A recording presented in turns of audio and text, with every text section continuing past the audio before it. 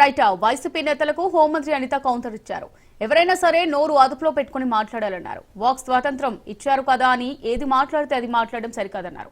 రెచ్చగొట్టే వ్యాఖ్యలు చేస్తే సహించేది లేదని చెప్పారు. తమ పార్టీలో అంతర్యుద్ధం ఏం లేదన్నారు. మాధవ్ ముందు అతని పార్టీలో ఉన్న అంతర్యుద్ధం సంగతి చూసుకోవాలన్నారు హోంమంత్రి అనిత. చేసిన తప్పుకు శిక్ష నుంచి తప్పించుకోలేరన్నారు. పోసానికి స్క్రిప్ట్ ఎవరిచ్చినా అనుభవించేది రాజు అని అన్నారు. రెడ్ బుల్ ప్రకారం తాము ముందుకెళ్తే వైసీపీ నేతలెవరూ రోడ్డుపై తిరగలేరన్నారు అనిత.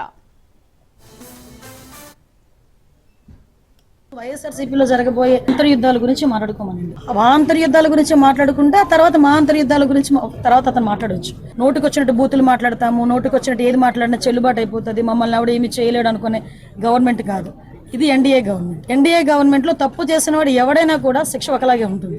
అంటే అదేనండి, ఇందాక మీకు చెప్పాను, ఏది పడితే అది మాట్లాడడానికి అవ్వదండి. డెఫినెట్ గా మీకైతే వాక్ స్వాతంత్రం ప్రజాస్వామ్యంలో అంబేద్కర్ గారు ఇచ్చారు, కానీ ఎలా పడితే అలా మాట్లాడమని ప్రజాస్వామ్యంలోని కూడా రాజ్యాంగంలో కూడా లేదు.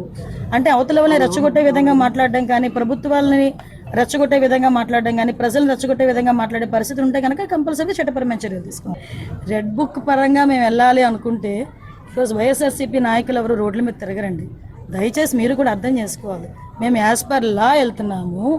యాజ్ పర్ వాళ్ళు ఎవరైనా కంప్లైంట్ ఇస్తే కంప్లైంట్ బేస్ చేసుకొని వెళ్తున్నాము. పోసాని గారి మీద సుమారుగా 17 కేసులు, దగ్గర 17 కేసులు రాష్ట్రం మొత్తం మీద 17 కేసులు ఫైల్ అయి ఉన్నాయి.